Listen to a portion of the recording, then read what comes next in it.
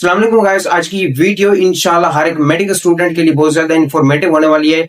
आज की इस वीडियो में हम डिस्कस करेंगे बेसिक नॉर्मल वैल्यूज के बारे में, जिनका जानना हर एक मेडिकल स्टूडेंट के लिए बहुत ज्यादा जरूरी है। तो आज की इस वीडियो में हम डिस्कस करेंगे कि वो बेसिक नॉर्मल वैल्यूज कौन कौन सी हैं, जिनका जानना हर एक मेडिकल स्टूडेंट के लिए बहुत ज्यादा जरूरी है। देखिए मेडिकल स्टूडेंट्स वालों, आपने अक्सर इन नॉर्मल वैल्यूज का गूगल पे भी देखा होगा, लेकिन वो एक्यूरेट नहीं होती, वो अनपब्लिश डाटा होता है। तो मैं जिन वैल्यूज के बारे में डिस्कस करने जा रहा हूं, उनकी जो नॉर्मल वैल्यूज हैं वो बुक्स के अकॉर्डिंग राइट की गई हैं। ये बुक्स मैं ऊपर स्क्रीन पे भी मेंशन कर रहा हूं।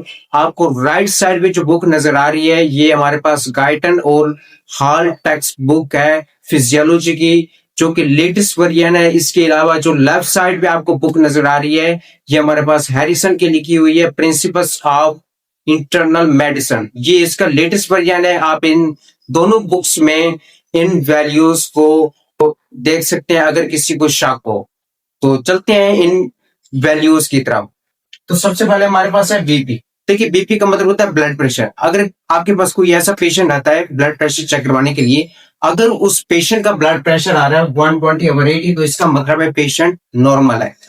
अब 120 हमारे पास क्या है, ये सिस्टोलिक ब्लड प्रेशर होता है, और 80 हमारे पास क्या है, डायस्टोलिक ब्लड प्रेशर। अब सिस्टोलिक ब्लड प्रेशर क्या होता है, ये वो प्रेशर होता है जब हार्ट हमारा क्या करता है, ये पंप करता है, तो उस टाइम जो प्रेशर जनरेट होता है उसको हम कहते हैं सिस्टोलिक ब्लड प्रेशर।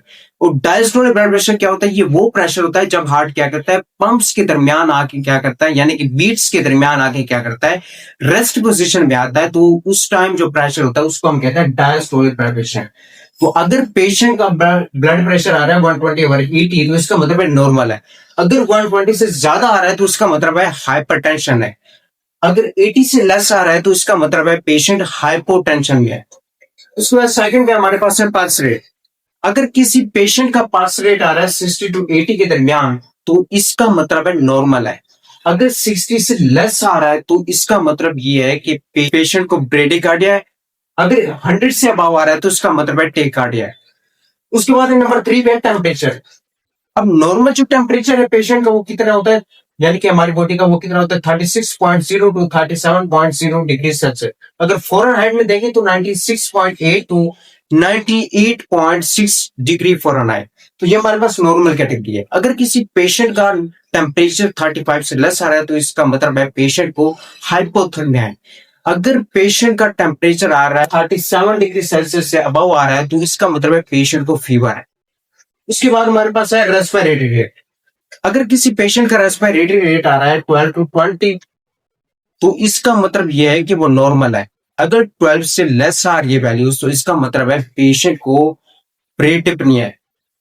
अगर 20 से अबव आ रही है वैल्यूज, तो इसका मतलब यह है कि पेशेंट को टेकिपनिया है। उसके बाद है हमारे पास ऑक्सीजन सैचुरेशन। ऑक्सीजन सैचुरेशन अगर 95 to 100% के दरमियान में आ रही है तो इसका मतलब है ये नॉर्मल है। अगर 95 से लेस आ रही है तो इसका मतलब है पेशेंट को हाइपोक्सीमिया है।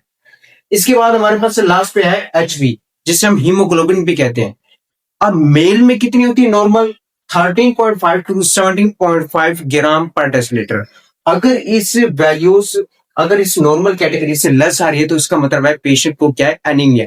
अगर इससे हाई आ रही है एचबी, तो इसका मतलब है पेशेंट को पॉलीसाइथेमिया है। अब ये थी मेल की एचबी। अब फीमेल की नॉर्मल एचबी कितनी होती है, 12.0 to 15.5 ग्राम पर डेसिलीटर। तो ये हमारे पास एक हेल्पफुल इंफॉर्मेटिव वीडियो पर इंशाल्लाह हर एक मेडिकल पर्सन के लिए ये इंफॉर्मेटिव रही होगी। जो वैल्यूज है नॉर्मल वैल्यूज, वो इंशाल्लाह हम नेक्स्ट वीडियो में डिस्कस करेंगे।